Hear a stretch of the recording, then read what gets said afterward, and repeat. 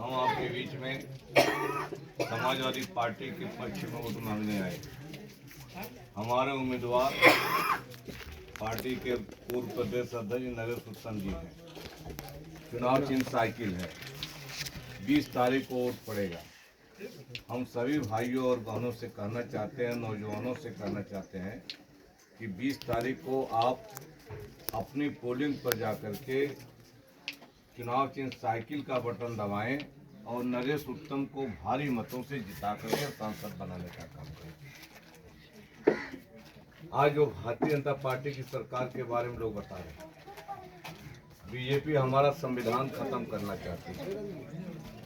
वो संविधान जिसने आपको पढ़ाई लिखाई का अधिकार दिया है, आपके बच्चों को, जिसने आपके बच्चों को नौकरी और रोजगार का अधिकार दिया है, जिसने आपको वोट का अधिकार दिया और आपके वोट की इतनी बड़ी ताकत है कि आपके वोट को मांगने के लिए चाहे एमपी हो, चाहे एमएलए हो, चाहे मुख्यमंत्री और प्रधानमंत्री हो, सबको आपके बीच में आना पड़ता है, आपके दरवाजे आना पड़ता है कि आप अपना वोट जो है हमें दे दीजिए, हमारे उम्मीदवार को दे दीजिए। इतनी बड़ी ताकत है कि देश का प्रधानमंत्री, उत्तर प्रदेश का मुख्यमंत्री भी आपके गांव में, आपके क्षेत्र में आकर के आपका वोट मांगने का काम करता है। और इतनी बड़ी ताकत किसने दी है? डॉक्टर भीमराव अंबेडकर ने दिया है, संविधान में लिख दिया है कि सबको बराबर वोट, एक वोट देने का अधिकार। माने अगर राष्ट्रपति का, प्रधानमंत्री का वोट है और चाहे चपरासी का वोट है, दोनों की कीमत बराबर होती है, एक ही वोट गिना जाता है। चाहे ब्राह्मण का वोट है या दलित का वोट है, सभी का वोट बराबर होता है। बैकवर्ड का वोट, सबका एक ही वोट गिना जाता है। ये नहीं कि प्रधानमंत्री वोट डालेंगे तो उनका 2 गिना जाएगा और चपरासी वोट डालेगा तो उसका 1 गिना जाएगा। बराबर की ताकत सबको, आपको, और बराबर का अधिकार बाबा साहब भीमराव अंबेडकर ने संविधान में लिख करके आपको देने का काम किया। और यही अधिकार भारतीय जनता पार्टी अगर जीत गई इस बार, तो यही वोट के अधिकार को आपको छीनना चाहती है। और वोट का अधिकार अगर जो बीजेपी सरकार ने आपसे ले लिया, तो आप फिर जो एक सामान्य आदमी रह जाएंगे और फिर आपकी कोई हैसियत नहीं रह जाएगी। इसलिए कहना चाहते हैं कि भारतीय जनता पार्टी ने केवल महंगाई नहीं बढ़ाई है, केवल बेरोजगारी नहीं बढ़ाया है, भ्रष्टाचार ही नहीं बढ़ाया है, बल्कि तमाम ऐसी चीजें कर दी हैं जो लगातार आपको तकलीफ देने का काम कर रही है। और इसलिए हम कहना चाहते हैं कि भारतीय जनता पार्टी से होशियार रहना। भारतीय जनता पार्टी को वोट नहीं देना है, वोट समाजवादी पार्टी के चुनाव चिन्ह साइकिल पर देने का आपको काम करना है। मोदी जी कहते हैं आजकल बड़ी गारंटी है उनकी, कि मोदी की गारंटी है। कौन सी गारंटी है भाई? कहा महंगाई लगातार बढ़ती चली गई। फिर कहा कि हम प्रतिवर्ष 2 करोड़ नौकरी देंगे नौजवानों को, अपने देश के नौजवानों को। नौकरी देने कौन कहे और लोगों की नौकरियां छीन रहे। जो है फार्म भरे थे कि हमारे लड़के पुलिस भर्ती हो जाएंगे, लेकिन जब परीक्षा होती है, परीक्षा के समय पर्चा लीक हो जाता है और लाखों लड़के जो उम्मीद लगाए थे कि चुनाव के पहले उनकी पुलिस में भर्ती हो जाएगी, वो सब जो है फिर निराश होकर घर लौट जाते हैं। हम पूछना चाहते हैं कि पर्चा लीक खाली उत्तर प्रदेश में क्यों होता है बीजेपी सरकार? परीक्षा तो वहां भी कराई आपके बिहार में तेजस्वी यादव ने, और वहां पर पर्चा लीक नहीं होता है। उत्तर प्रदेश के तमाम लड़के और लड़कियां, हमारे पूर्वांचल के आजमगढ़, गाजीपुर, मऊ, जौनपुर के पूर्वांचल के लड़के आज उत्तर प्रदेश में योगी सरकार में नौकरी नहीं मिली है, वो नौकरी आज में जाकर के बिहार में बूझ करके बीजेपी पर्चा इसलिए लीक कराती है ताकि आपके लड़कों को नौकरी न दे। ये कर रहे हैं। आज थाने का काम हो, तहसील का काम हो, कचहरी पैसा दिए FIR लिखी जा रही है, बिना पैसा दिए लेखपाल नकल बनाने का काम कर रहा है। पूरा भ्रष्टाचार इस बीजेपी की सरकार में हो गया। इसलिए कहना चाहते हैं भारतीय जनता पार्टी विरोधी है और आपके गांव के किसान के विरोधी है, नौजवान के विरोधी है, ये पिछड़ों के विरोधी है, दलितों के विरोधी है, हमारी माताएं बहनों महिलाओं के विरोधी है। इसलिए भारतीय जनता पार्टी को हराइए और समाजवादी पार्टी को जिता करके नरेश उत्तम को सांसद बनाने का काम कीजिए। और मैं इस जिम्मेदारी के साथ कहना चाहता हूँ कि कोई मामूली चुनाव नहीं है, ये आपका तकदीर बदलने का चुनाव। गलती से अगर भारतीय जनता पार्टी जीत जाती है और सत्ता में आ जाती है तो आपका आरक्षण पूरा खत्म कर देगी। पिछड़े वर्ग के लोग हैं यहाँ पर। बताओ, आपको सरकारी नौकरी में भर्ती करने का आरक्षण किसने दिया था? माननीय मुलायम सिंह यादव जी ने 1993 में सरकार में जब मुख्यमंत्री थे तो पिछड़े वर्गों को सरकारी नौकरियों में 27% भर्ती करने का उन्होंने आदेश जारी करने का काम किया। तो केवल यादव और कुर्मी नहीं भर्ती हुए, बहुत तमाम वो पिछड़ी जात के लोग, चाहे विश्वकर्मा हो, प्रजापति हो, नाई हो, सोनी हो, चौरसिया हो, साहू हो, तेली हो, पाल हो, बिंद हो, निषाद हो, मल्लाह हो, मौर्या हो, लोधी हो, तमाम ऐसी पिछड़ी जात के लोग। किसी का लड़का सिपाही में भर्ती हो गया, किसी का लड़का दरोगा हो गया, किसी का लड़का एसडीएम हो गया, किसी लड़का डिप्टी एसपी हो गया और कोई जिले का कलेक्टर बन गया। ये किसकी देन थी? ये मुलायम सिंह यादव, अखिलेश यादव की देन थी। और भारतीय जनता पार्टी इसी आपके आरक्षण को खत्म करना चाहती है। याद रखना पिछड़े वर्ग के भाइयों, अगर आरक्षण खत्म होगा तो फिर भविष्य में आपकी किसी लड़के को नौकरी नहीं लगती।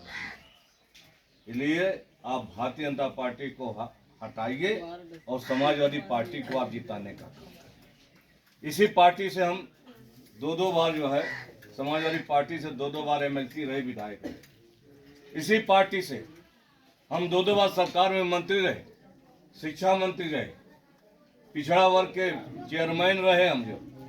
और हमने जो विश्वकर्मा ही नहीं, सभी पिछड़ी जातियों का जो भी व्यक्ति हमारे पास पहुंच गया, हमने जो है उसको लखनऊ में आदेश करके उसकी मदद करने का काम किया। अगर उसकी जमीन पर कब्जा हुआ तो तत्काल हमने एसपी को तलब किया और उसकी जमीन छोड़वाने का काम किया। अगर उसकी आरक्षण में गड़बड़ी करके नौकरी कम की तो हमने जो है कलेक्टर को बुला करके आरक्षण ठीक कराया, आपके लड़के को नौकरी दिलाया। और अगर जो है अधिकारी ने गलती किया तो अधिकारी को भी सस्पेंड करने का काम हमने समाजवादी पार्टी सरकार में किया। इतनी बड़ी ताकत अगर दी थी तो माननीय मुलायम सिंह यादव, श्री अखिलेश यादव ने हमको देने काम किया था। इसलिए हम आपके बीच में कहने के लिए, हम इसलिए आपसे कहना चाहते हैं कि लड़ाई कोई मामूली नहीं है। ये पिछड़े वर्ग के, दलित वर्ग के भाइयों, जिस दिन संविधान खत्म हो जाएगा उस दिन आप गुलाम बन करके रहोगे, आप नौकर बन करके रहोगे। यहाँ हमारे विश्वकर्मा समाज के कितने लोग बैठे हुए हैं? कितने लोग बैठे हुए हैं? बताओ, बहुत लोग बैठे हुए हैं। बताओ विश्वकर्मा समाज के लोग, रहने दो। अब विश्वकर्मा समाज के लोगों, मोदी सरकार ने एक विश्वकर्मा स्कीम योजना चलाई, मालूम है किसी को? चली है, अब पता नहीं है आपको, नहीं मालूम? आपके गांव में आए होंगे भाजपा के मोटरसाइकिल से लोग और आपका रजिस्ट्रेशन विश्वकर्मा स्कीम में जो कर दिए होंगे। दिल्ली के लाल किले से बोला कि 13 करोड़ रुपए हम दे रहे हैं विश्वकर्मा स्कीम में। उसमें है क्या?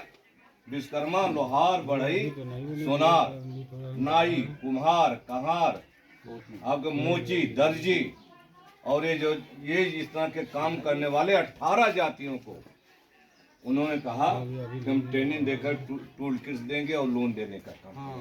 ये तो करेगा, काम करेगा, नहीं करेगा? क्या हमारे लड़के, पिछड़े वर्ग के लड़के, विश्वकर्मा के लड़के क्या पढ़े लिख करके उनकी नौकरी नहीं करेंगे? क्या हमारे लड़के जो है IAS, कलेक्टर, कप्तान नहीं बनेंगे? क्या हमारे लोग जज नहीं बनेंगे? ये मोदी जी और बीजेपी के लोग उनको मजबूत बनाना चाहते हैं। ये भारतीय जनता पार्टी की बहुत बड़ी साजिश है। आप इनके लालच में पढ़ने का काम मत करना कि हम टूल किट देंगे, 1 लाख रुपया लोन देंगे और लोन लेकर के फिर आप जो है छोटा मोटा कारोबार करो और वही काम मजदूरी का करो। और इनके जो बीजेपी के लड़के जो है वो अफसर बन करके आपके ऊपर राज करने का काम करेगी, नहीं करेगी? आज बताओ, कर्जा किसका माफ हो रहा है? तुम्हारा कर्जा माफ हो रहा है? कर्जा माफ हो रहा है पूंजीपतियों का, कर्जा माफ हो रहा है उद्योगपतियों का, अडानी अंबानी जैसे लोगों का कर्जा माफ हो रहा है। वो पैसा कहां से आ रहा है? जो टैक्स आपके ऊपर लगता है जीएसटी, एक जो है सामान जब फैक्ट्री से बनता है निकलता है तो उस पर जीएसटी लगा दी जाती है, और उसके बाद जब होलसेल के पास आता है तो फिर जीएसटी लग जाती है। फिर होलसेल से जो है फिर वो फुटकर वाला ले जाता है तो फिर जीएसटी लगाते हैं, और आप जब खरीदने जाते हो तो फिर जीएसटी लेते हैं। एक ही सामान का 4-4 बार टैक्स लिया जा रहा है कि नहीं लिया जा रहा? और आपका ये टैक्स का, आपका गरीब का गाड़ी कमाई का पैसा कहाँ जमा हो रहा है? खाते में, बैंक में जमा हो रहा है। और बैंक का सारा पैसा जो है 16 लाख करोड़ रुपए मोदी जी उद्योगपतियों को देकर के उनका कर्जा माफ करने का काम करते हैं। हमारे किसानों का कर्जा क्यों नहीं माफ करते? हमारे गरीबों का कर्जा क्यों नहीं माफ करते? हमारे विश्वकर्मा और पिछड़ों का कर्जा क्यों नहीं माफ करते? ये नहीं माफ करेंगे। ये पूंजीपतियों की सरकार है, ये अमीरों की सरकार है, अमीरों का कर्जा माफ करती है। और समाजवादी पार्टी गरीबों की सरकार है, गरीबों का और किसानों का कर्जा माफ करे। हमारे नेता श्री अखिलेश यादव जी ने क्या कहा? आप समाजवादी पार्टी को जिताइए, नरेंद्र उत्तम को जिताइए, दिल्ली में हमारी सरकार बनेगी तो हम इस देश के किसानों का जितना कर्जा है सब हम माफ करने का काम करेंगे, सारे कर्जे को हम सरकारी करेंगे। ये समाजवादी पार्टी में हर परिवार के एक व्यक्ति को नौकरी दी जाएगी, नौजवानों को उनकी पढ़ाई लिखाई करने जाएंगे, उनको नौकरी दी जाएगी, रोजगार दिया जाएगा, हर परिवार को नौकरी देंगे। 30 लाख पद बीजेपी सरकार केंद्र सरकार में रोके हुए है, सरकारी पद खाली है और उसकी भर्ती नहीं कर रही है, क्योंकि नहीं चाहते कि आपके लड़कों को नौकरी मिले। वो केवल आपके लोगों से मजदूरी कराना चाहते हैं। हमारे बाप दादा कभी मजदूरी की हो, क्या हम भी मजदूरी करें? हमारे लड़के अफसर नहीं बनेंगे, सिपाही दरोगा हमारे लोग नहीं बनेंगे, कलेक्टर कप्तान हमारे लोग नहीं बनेंगे, खाली वही लोग बनेंगे। आज लड़ाई इस बात की है, समाजवादी पार्टी की और जो है आपकी, जो हमारी माताएं बहनें बैठी हुई है।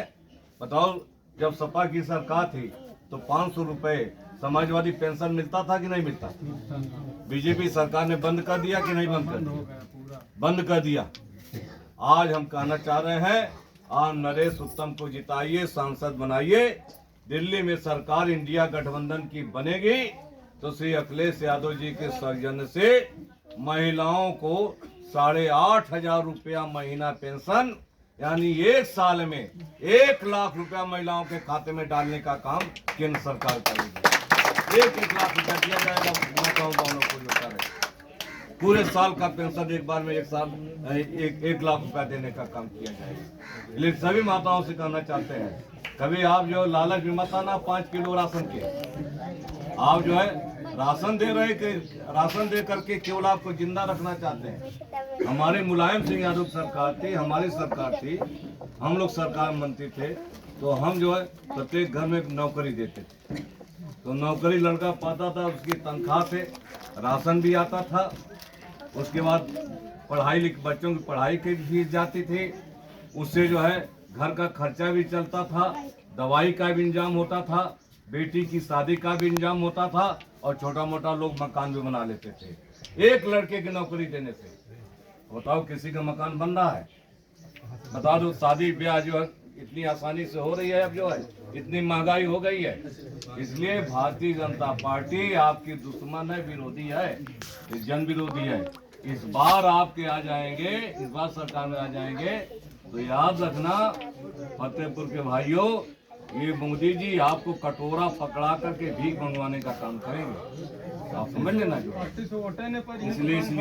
इसलिए आप लोग जो है बात को समझिए, और इस बार वोट जो है आप समाजवादी पार्टी को जीतिए, और समाजवादी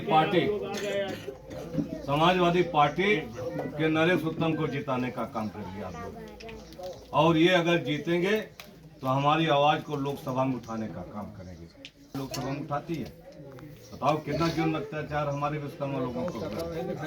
और अभी हम आए थे, अभी जो है कौन सा गांव था शैलेंद्र, वहाँ सुनो हत्या हो, किसी बीजेपी सरकार में कार्रवाई नहीं हुई, हमको लखनऊ से चल करके आना पड़ा, और उसके बाद हमने गिरफ्तारी करनी थी।